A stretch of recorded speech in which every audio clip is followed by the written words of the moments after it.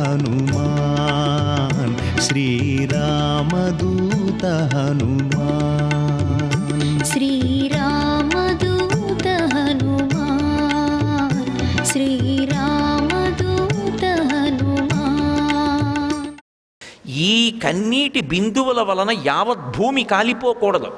అందుకని ఆయన ఏం చేశారంటే శోకవన్నింజనకాత్మజాయా సీతమ్మ కన్నుల వెంట పడినటువంటి బాష్పధార అనబడేటటువంటి అగ్నిహోత్రాన్నే నిప్పుగా మార్చి లంకనొకదాన్ని కాల్చేశారు. ఆవిడ కన్నీటికి కారణం లంక ఒకటే కాబట్టి, అమ్మ మిగిలిన భూమి కాలడానికి వీళ్ళే అని మహాయోగి పొంగవుడై దాని యొక్క అగ్నిహోత్ర సంస్కారము చేత లంక ఒకటే కాలిపోయేటట్టు చేసి మిగిలిన భూమిని కాపాడాడు ఆయన.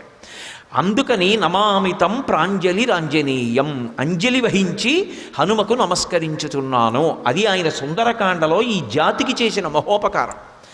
కాబట్టి ఇప్పుడు ఆయనకి ఎలా కనపడాలి శిశుపావృక్షం మీద కూర్చుంటే? అందుకే మొట్టమొదట కనపడుతోందని చెప్పగానే మొదటి శ్లోకం అలాగే పడింది మహర్షికి. తతో మలిన సంవీతాం రాక్షసీభిః సమావృతాం ఉపవాస కృషాం దీనాం నిశ్వసంతీం పునః పునః. ఏమి మాటలు పడిపోయాయండి అసలు మహర్షికి. అద్భుతం కదండి శ్రీరామాయణం. ఆ తల్లి తతో మలిన సంవీతాం, అప్పుడు ఆయన చూసిన సీతమ్మ ఎలా ఉన్నది అంటే మలిన సంవీతాం, మట్టి పట్టినటువంటి బట్ట కట్టుకునుంది. మట్టి పట్టిన బట్ట పెట్టెలోంచి తీసి కట్టుకుందా, కట్టుకున్న బట్ట మట్టి పట్టిందా అంటే కట్టుకున్న బట్ట మట్టి పట్టింది. ఎందువల్ల? 10 నెలలైంది ఆవిడ బట్ట మార్చుకోలేదు. పైగా అది పూర్తి బట్ట కాదు, వస్త్రఖండంతో ఉంది. అలా ఉండకూడదు. అంచు ఉన్న వైపు చింపేసిన బట్టని కట్టుకోకూడదు. అగ్నిహోత్రం వల్ల కన్నం పడ్డ బట్ట కట్టుకోకూడదు. వేదం పటలపన్నం చెప్తుంది. అది విపరీత ఫలితాలు ఇస్తుంది. ఇప్పుడు ఆవిడ 10 నెలల నుంచి బట్ట మార్చుకోలే, మట్టి పట్టేసింది. అయినా ఆ బట్టతో ఉంది. పైగా దాని ఉత్తరీయం చింపేసింది.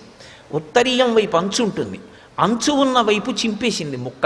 చింపి ఆభరణములు మూట కట్టి కిష్కింధ వైపు వదిలేసింది కాబట్టి ఇప్పుడు ఆవిడ కట్టుకున్నది బట్ట కాదు, వస్త్రఖండం. అలా కట్టుకోకూడదు బట్టని, వస్త్రఖండాన్ని కట్టుకోరు. ఇప్పుడు సీతమ్మ మలిన సంవీతాం, ఆ బట్ట తడపలేదు, ఆరైలేదు, ఉత్తరీయం లేదు, వస్త్రఖండాన్ని కట్టుకుంది. ఇప్పుడు మట్టి బట్ట కట్టుకుంది. ఎవరావిడ?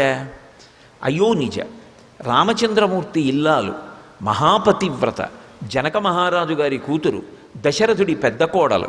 ఏమామె కర్మ అంటే లంకలో లేవా బట్టలు? ఇవ్వడా రావణాసురుడు?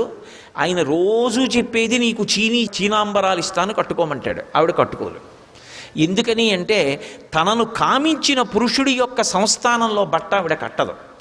ఇప్పుడు 10 నెలల నుంచి ఒక కులకాంత, ఒక మహాపతివ్రత వస్త్రఖండాన్ని ఒక్కదాన్ని కట్టుకుని ఉండిపోయింది అతను చేసినటువంటి దురాగతానికి. ఎంత తపస్సు చేసినవాడు కానివ్వండి, రోమకూపాల్లోంచి ఎంత తేజస్సు వస్తుండనివ్వండి, ఈ చేసినటువంటి పాపం రోజు రోజుకి ఆవిడ బట్ట మార్చకుండా ఏడుస్తుంటే, ఆవిడ కన్నుల వెంట పడుతున్నటువంటి బాష్పధార ఆవిడ బట్ట మీద పడి తడిసిపోతుంటే లోపల ఉన్నటువంటి యజమాని ఇక బ్రతుకుతాడా? తన మృత్యువుని తాను వండేసుకుంటున్నాడు. ఆవిడ బట్ట మార్చలేదు, మళ్ళీ విషం తిన్నాడు. మళ్ళీ బట్ట మార్చలేదు, మళ్ళీ విషం తిన్నాడు. అంటే తను చనిపోవడానికి కావలసినటువంటి విషాన్ని తాను వండుకోవడం మొదలుపెట్టాడు. అందుకే మీరు రామాయణం చదివితే మీకు ఒక విషయం అర్థమవుతుంది. నేను మొదటి రోజు మనవి చేశా, వాల్మీకి రామాయణం ఒక్కటే పరమసత్యము, అంటే యథార్థమైన గాథ. సీతాపహరణం చేసినప్పుడు ఆవిడికి స్పృహ లేదా సమయంలో హారామ హాలక్ష్మణ అని విలపిస్తూ ఉండగా తీసుకెళ్ళాడు.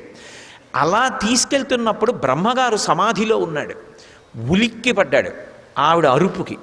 ఉలిక్కి పడి ఆయన చూసి అన్నాడు, చాలా సంతోషంగా ముఖం పెట్టి, అబ్బా నీ తపస్సు నిన్ను కాపాడిందిరా, ఇన్నాళ్ళు నువ్వు చచ్చిపోవడానికి కావలసిన అన్నం వండుకుంటున్నావురా అన్నాడు.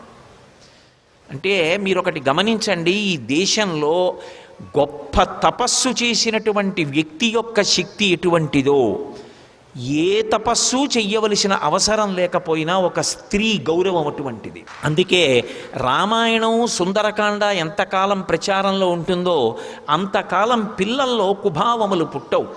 వాళ్ళకి అందించేవన్నీ విషంతో కూడుకున్నవి అందించవలసిన అమృతాన్ని అందించకుండా వాళ్ళు చెడిపోతున్నారని గుండెలు బాదుకుంటే ఎవరిది దోషం? కాబట్టి తతో మలిన సంవీతాం, ఆమె మట్టి పట్టిన బట్ట కట్టుకుని ఉంది.